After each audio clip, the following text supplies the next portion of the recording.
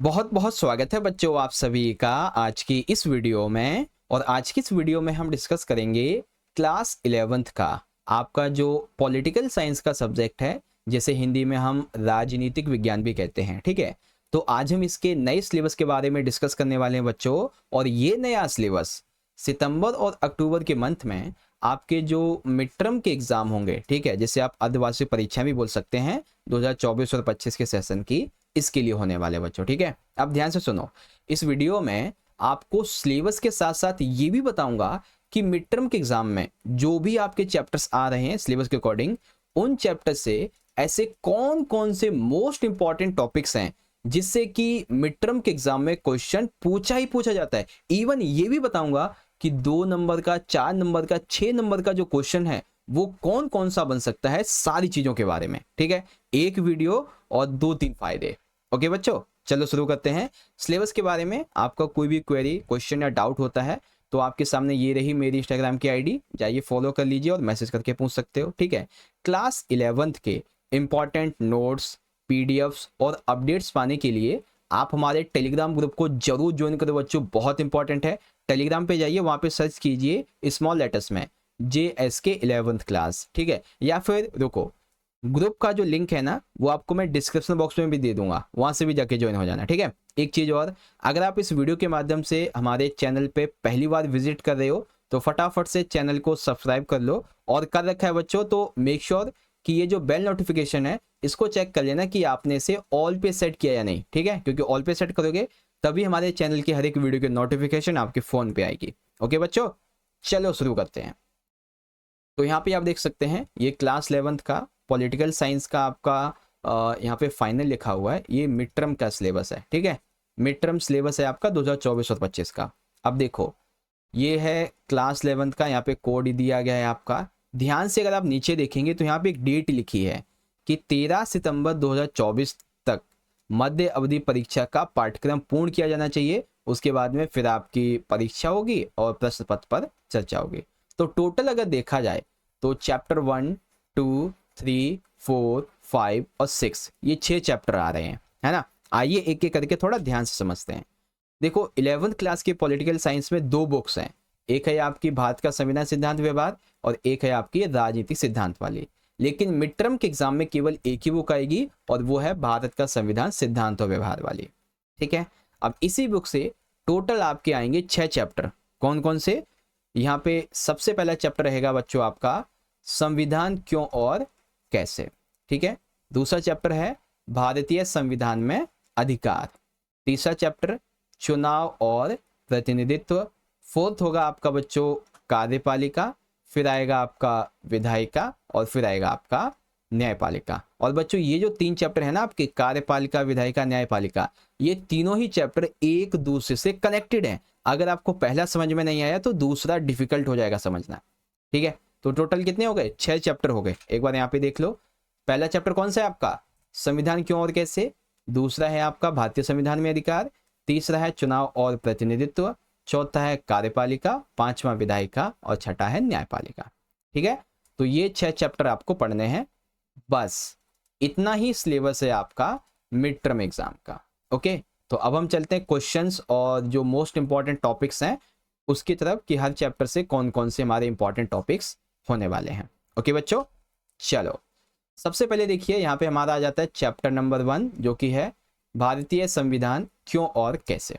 Okay बच्चों, तो इसमें देखिए सबसे पहला आप टॉपिक पढ़ोगे संविधान के बारे में। क्या कि संविधान होता क्या है, किसी भी देश को संविधान की आवश्यकता क्यों होती है, संविधान के कार्य क्या और इसकी विशेषताएं। तो ध्यान से देखो, संविधान की आवश्यकता, कार्य और विशेषताएं, इन तीनों टॉपिक्स में से एक टॉपिक ऐसा आएगा इन तीनों में से जो कि 4 नंबर में ज्यादातर पूछा जाता है। ठीक है, उसके बाद फिर आता है भारतीय संविधान का निर्माण, यानी कि हमारा जो इंडियन कॉन्स्टिट्यूशन है वो किस प्रकार से बना है। ठीक है, तो सबसे पहले संविधान सभा का स्वरूप, और ये जो स्वरूप है बच्चों यही 6 नंबर में आ जाता है। ठीक है, उसके बाद कामकाज की शैली, कार्यविधि। फिर आप पढ़ेंगे संविधान एक राष्ट्रीय आंदोलन की विरासत और उधार लिए हुए सिद्धांतों का टोकरा। बच्चों ये जो टॉपिक है ना, ये वाला, ये मोस्ट इंपॉर्टेंट है, क्योंकि इसमें से 2-2 नंबर के आपके 5 क्वेश्चन बनते हैं, 4-4 नंबर के 3, और 6 नंबर का 1 भी बन सकता है, 2 भी बन सकते हैं। ठीक है, कि संविधान जो है वो उधार लिए हुए सिद्धांतों का टोकरा है। ओके बच्चों, तो टेंशन मत लो, जब मैं आपके लिए ये जो एक्सप्लेनेशन वाली वीडियो होंगी ना, जिसमें चैप्टर आपको समझाऊंगा अच्छे से, उसमें सारी चीज़ों को समझाऊंगा, ठीक है।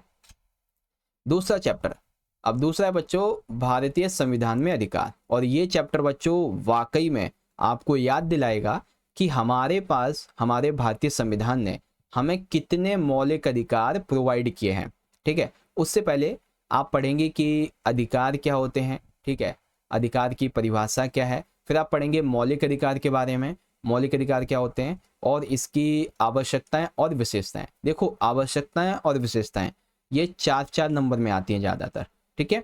उसके बाद राज्य के नीति निर्देशक तत्व और मौलिक अधिकार, इनके बीच में संबंध क्या है और अंतर क्या है। तो संबंध और अंतर ये दोनों मिला के 6 नंबर में भी आ जाते हैं और अलग अलग करके 4 नंबर में भी आते हैं, ठीक है। उसके बाद आ जाता है सबसे इंपॉर्टेंट टॉपिक, जो कि है भारतीय संविधान में मौलिक अधिकार। कितने हैं टोटल? पहले तो 7 हुआ करते थे बच्चों, लेकिन अब टोटल बचे हैं 6। कौन कौन से? सबसे पहला है समानता का अधिकार। कौन से अनुच्छेद में बच्चों? 14 से 18। तो ये भी पूछा जा सकता है किस अनुच्छेद में है, और हर एक अनुच्छेद की विशेषता क्या है ये भी पूछी जाएगी, ठीक है। फिर दूसरा स्वतंत्रता का अधिकार 19 से 22, शोषण के विरुद्ध अधिकार 23 से 24, धार्मिक स्वतंत्रता का अधिकार 25 से 28, संस्कृति एवं शिक्षा संबंधी अधिकार 29 से 30, और संवैधानिक उपचारों का अधिकार अनुच्छेद 32 में, ठीक है। और सारे के सारे अधिकार ही इंपॉर्टेंट है, जिसमें से संवैधानिक उपचारों का अधिकार ये 6 नंबर में आता है कई बार, ठीक है। समानता वाला जो है ये भी 6 नंबर में आ जाता है, स्वतंत्रता वाला भी 6 नंबर में, बाकी सब जो है वो 4 नंबर में आते हैं, ठीक है। तो खिचड़ी पका दी वैसे तो मैंने, आपको समझ में आ गया होगा जहाँ तक है ना। चलो अब आता है चैप्टर नंबर 3, चुनाव और प्रतिनिधित्व। तो इसमें बेसिकली चुनाव के बारे में आप पढ़ेंगे। तो चुनाव क्या होते हैं, लोकतंत्र में चुनाव की आवश्यकता क्यों होती है, ठीक है। फिर आता है बच्चों कि भारत में जो चुनावी व्यवस्था हमने अपनाई हुई है, ठीक है, वो व्यवस्था क्या है, ठीक है, और उस व्यवस्था में हमें सुधार की आवश्यकता क्या है। तो व्यवस्था क्या है, सुधार की आवश्यकता क्या है, और साथ ही विशेषताएं क्या है। तो ये आ जाता है पूरा 6 नंबर में, अलग अलग से भी आ सकता है, ठीक है। चुनाव की प्रणाली एक और होती है समानुपातिक प्रतिनिधित्व, तो ये भी 4 नंबर में आती है ज्यादातर, ओके। अब देखो भारत में जो चुनावी व्यवस्था है ना, वो कौन सी है बच्चों? वो है सर्वाधिक वोट से जीत की प्रणाली। तो ये आप उसके बारे में पढ़ना है। फिर आपको पढ़ना है निर्वाचन आयोग, यानी कि जो चुनाव आयोग है इसके क्या कार्य होते हैं, और सार्वभौमिक व्यस्त मताधिकार के बारे में, ठीक है। इसके बारे में इसलिए पढ़ेंगे क्योंकि पहले जो वोट देने की आयु थी ना बच्चों, वो 21 साल थी, ठीक है, और इससे भी पहले 25 थी। तो 25 से 21 हुई, फिर 21 से 18 हुई, कैसी हुई ये पढ़ेंगे। चैप्टर नंबर 4 है हमारा कार्यपालिका। अब कार्यपालिका के बारे में थोड़ा ध्यान से देखो। हमारे इंडियन कॉन्स्टिट्यूशन ने जो शक्तियों का बंटवारा है वो 3 पार्ट में डिवाइड किया है, ठीक है। पहला तो है आपका कार्यपालिका, ठीक है, फिर यहाँ पे आ जाता है आपका विधायिका, और फिर आ जाता है आपका न्यायपालिका। तो ये हर एक चैप्टर इसी के बारे में है। तो पहला चैप्टर है हमारा कार्यपालिका। तो पढ़ेंगे भाई कि कार्यपालिका है क्या, ये क्या क्या कार्य करती है और इसकी क्या विशेषताएं। ये जो कार्य है ना यही 6 नंबर में आ जाते हैं इसके, ठीक है। फिर विशेषताएं, और ये कई प्रकार की होती है। एक तो संसदीय होती है, ठीक है, एक होती है अधिच्छात्मक, फिर अर्ध अधिच्छात्मक, स्थायी कार्यपालिका, अस्थायी, इन सभी के बारे में। भारत में जो संसदीय कार्यपालिका है इसकी क्या विशेषताएं हैं, ठीक है। और अभी तक आप क्लास 10th तक ये पढ़ते आए हो कि राष्ट्रपति जो है वो क्या होते हैं, ठीक है, प्रधानमंत्री क्या होते हैं। अब 11वीं में आप पढ़ोगे कि राष्ट्रपति पद के लिए क्या योग्यताएं होनी चाहिए, राष्ट्रपति के कौन कौन से विशेष अधिकार होते हैं, क्या शक्तियां होती हैं उसकी, और उसको पद से हटाया कैसे जाता है, महाभियोग कैसे लगता है, ठीक है। सेम चीज प्रधानमंत्री के बारे में, ओके। फिर नौकरशाही के बारे में आपके यहाँ पे आ जाएंगी सारी चीजें, ओके। अगला चैप्टर है बच्चों विधायिका। तो दूसरी हमारी जो पार्ट है इंडियन कॉन्स्टिट्यूशन की पावर्स के डिवीजन का, वो विधायिका है। विधायिका यानी कि संसद, ओके। तो विधायिका का अर्थ क्या है, इसके जो कार्य हैं वो आ जाएंगे 6 नंबर में, इसकी विशेषताएं क्या है वो भी 6 नंबर में आ जाती हैं कई बार, ओके। अब विधायिका में ना 2 सदन होते हैं, यानी कि संसद में 2 सदन होते हैं, राज्यसभा और लोकसभा। तो हमें इन 2 सदनों की आवश्यकता क्या है, ठीक है, जैसे है ना राज्यसभा और लोकसभा, तो इनकी शक्तियां क्या हैं और इनमें एक दूसरे में अंतर क्या क्या है।